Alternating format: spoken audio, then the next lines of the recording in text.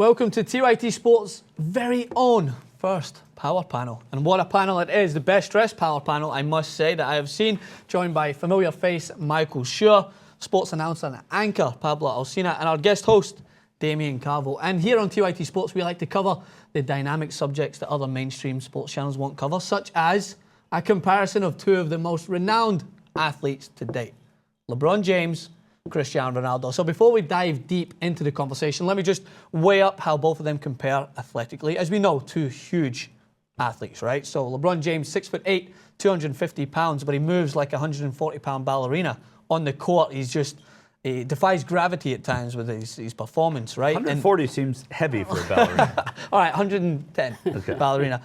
Unbelievable. Defies gravity, as I said, with his dunks and his performance and his speed.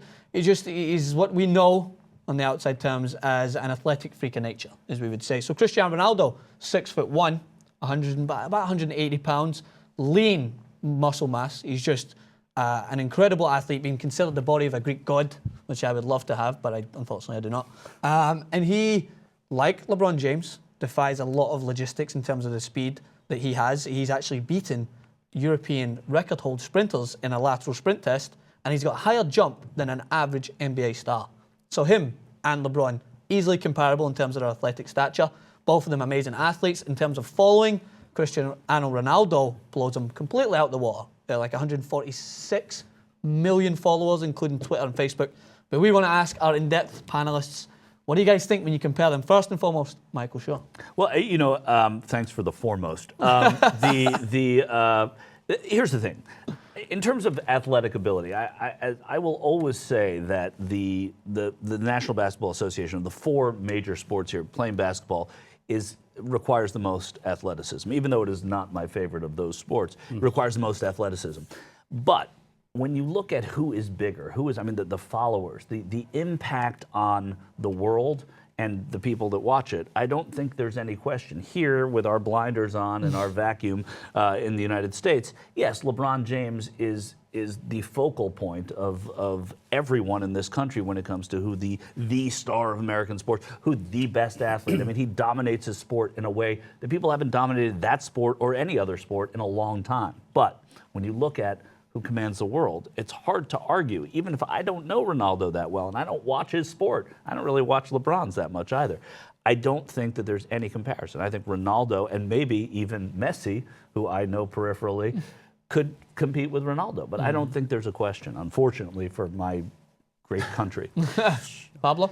Well, here they call them the world champions when they win an NBA title. Who'd you beat? Did you beat Argentina? Did you beat Spain? And why are you world champions? It's a national champion. Actually, the NBA trophy, it actually says just NBA champions. It doesn't say the word world champions. Yet on TV, they always say the world champions, LeBron James, world champion. Come on. Speaking in a world sense, Cristiano Ronaldo is a much, much bigger star. Of course, in the United States, LeBron James, people say, oh, he's bigger. But come on, LeBron James isn't even the most popular NBA player. There's a 50-year-old guy named Michael Jordan who's a much bigger NBA star still selling more shoes. He's a billionaire now, too. And he's still selling a lot more shoes than LeBron James ever will. So actually, I think a better debate is who was bigger, Michael Jordan in his heyday or Cristiano Ronaldo? And I'm going to lean with number 23. Michael Jordan actually dominated the world. And first of all, Cristiano Ronaldo, he's not even the world's most popular soccer player. That's Lionel Messi. So I'm going to lean towards Michael Jordan being a tad bit bigger. So let's make this debate closer. No, that's a great point, too, because Jordan was worldwide. Yeah. Even though the NBA champions, you're right, are just the NBA champion, Jordan sort of transcended that. People are wearing his shoes all over the world. They were sought after. People would wait online in Japan for a guy who they didn't even know. Just in every country. In every country. My mom knows who Michael Jordan is. My mom has no idea who LeBron James is. Yeah. I think that's where the difference is. Yeah. So, Damien, you reside from Liverpool. So who, in your perspective, biggest star? We're including Michael Jordan in the mix now. Yes, what do you think? Make it closer. Well, I think if you're going to lay out a blueprint to become the biggest star in the world in soccer, you would sign at 17 years old for Manchester United, the biggest team in the world, the first team to crack the Asian market. So you instantly get fans. Cristiano Ronaldo grew up in front of our eyes. He was a skinny kid at 17 years old. He developed this phenomenal Greek god type body. He has a regime of 1,500 sit-ups every single day that he sticks to. So sells a lot of underwear, I think, on the back of that. And he then moves to the biggest team in the Spanish-speaking world, Real Madrid, and sort of explodes over there. So, if you want the blueprint to be the biggest athlete in the world, that's a great thing to follow. If you look at what LeBron did, he was born a man-child. I mean, LeBron is just physically huge at the age of 13. He comes into the NBA 2003. The guy is he's physically developed. He then plays for his local team, gives it a go, sort of nice idea, fails eminently, doesn't win anything. Then he moves. He makes the most horrific exit from any team in history. The decision, I'm taking my talents to Miami, was a horrendous way to leave your hometown team. He joins, no offense, a pretty soulless basketball team, essentially the Chelsea of the basketball world, put together with money, wins some championships, not that meaningful. And then he comes home for some redemption. So I think he also tries to get a name in the soccer world as well and puts an investment in. Who are you going to pick to invest in? He picks Liverpool. Fallen European giant. Never won the English Premier League. So I think just from a management of someone's career, LeBron has a phenomenally managed career, but Cristiano Ronaldo is way Who do you support ahead. again? Oh, that's irrelevant. No, It's irrelevant. Everton, all right, okay. But, okay, great points all around. But now I want to touch on, in terms of their performance in their industry, like you just said about LeBron James and moving to Miami to win the NBA title. So what about, as I would like to call it, the clutchness rating, right? So both players have actually came under some scrutiny in terms of how clutch they are. Cristiano Ronaldo, even during his most successful season at Manchester United, missed a potential game-winning penalty in the penalty shootout and had to rely on his teammates to bail him out and score, but they still went on and won it. But then years later, scored a goal in the Champions League final against, I know, your favourite team, Atletico Madrid. But again, he didn't perform the best throughout the game. LeBron James, for years, since I've even came to the United States, has been considered LeBron Choke James, right? Until maybe has he silenced his critics in terms of his performance towards the end? What do you guys think? He only choked in that series against the Dallas Mavericks. He had Yeah. J.J. Barea guarding him. I'm from Miami, LeBron. Yes, I won't forgive you for having J.J. Barea guarding you, and you don't post him up. You don't take him to the hole. What are you doing, LeBron? But after that, he wins 2 titles. And then the final year when we lost to the Spurs again, it was because Chris Bosh and D. Wade just didn't show up. And he's like, Chris Bosh, he's too soft. Wade's getting old. I'm going to jump over to Cleveland and have my marketing have me the chosen nice one again. But I'm calling it right here. In 2 years, when Kobe retires, LeBron James is taking his talents to L.A. because he wants to be a media mogul. He will play for the Lakers before it's all said and done. I also think that when you talk about the clutchness, really clutch athletes like Michael Jordan don't come along all the time. So he transcended clutch as we know clutch, and there's some players in other sports that do that. People who hit the ball in baseball, Reggie Jackson, they called him Mr. October. Whenever it mattered, he was able to be productive.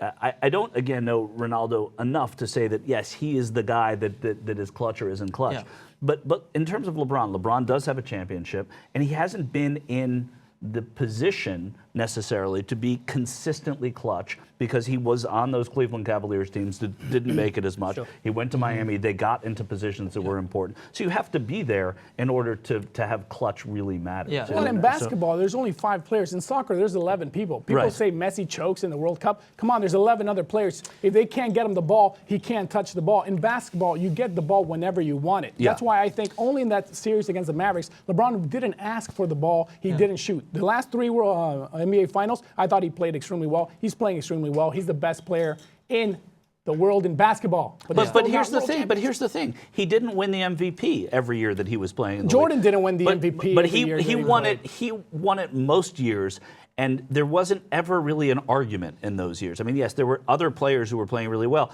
but every time that Kevin Durant, people talk about Kevin Durant being possibly the best, Kobe Bryant at a time when LeBron was playing being possibly the best. So yes, he is enormous, and he is so good. And when he is on, he's a joy even for a non-basketball fan to watch. But there's something that transcends with some of these players, and I don't know that LeBron is that player. And I like him. I have nothing against him. But so I would agree with that. I think the players that go in any sport that go into the pantheon, I think the reason why Michael Jordan is held in such great esteem is he made a decision. He was given a decision, which is, are you going to be on a winning team or are you going to be the star player? And he made a decision to say, I'm going to be on a winning team. And he made his team better. I haven't yet seen LeBron James do that. Oh, wow. I don't think so. I think when you join a team of all-stars that's put together to win a championship, I don't think that's what happened. He left Cleveland. They became the worst team in the NBA. He leaves Miami. Miami's one of the worst teams in the NBA. What's the only difference? LeBron James. Once LeBron James, Cleveland, they start winning. When And he Chris left Cleveland, Bosh they too, start right? losing. Didn't Chris Bosh? Well, Chris Bosh was still there this season. Wade was still there this season. No, I'm talking about after when he got there. Didn't Bosh come in?